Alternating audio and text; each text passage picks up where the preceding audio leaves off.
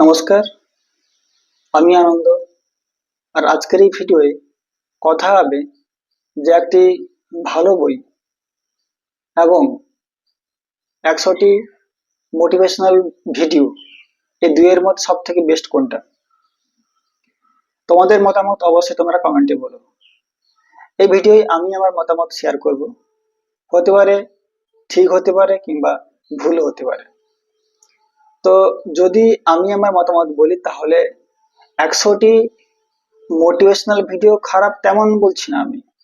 তার পরিপ্রেক্ষিতে একটি ভালো বই কিন্তু সব থেকে বেস্ট। কেন বললাম এ কথাটা?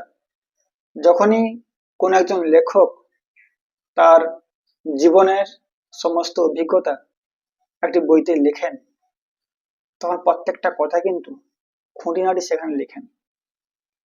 আর যখন সেই বইটি থেকে একটা ভিডিও তৈরি করা হয়, তার সমস্ত কথা কিন্তু সেই ভিডিওতে রাখা হয় না।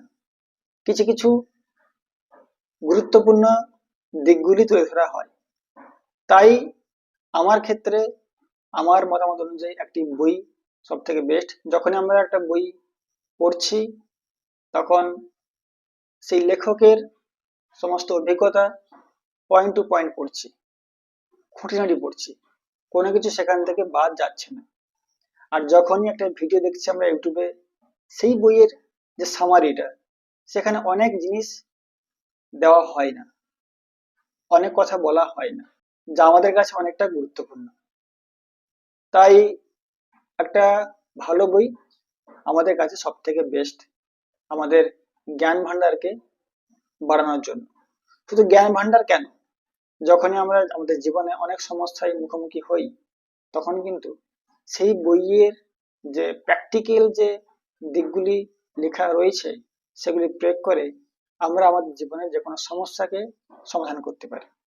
তো যাই হোক, ছোট্ট একটা ইনফরমেশন কেমন লাগলো অবশ্যই কমেন্টে জানিও। আবার এই চ্যানেলটিকে সাপোর্ট করার জন্য সাবস্ক্রাইব করে পাশে থাকো। ধন্যবাদ।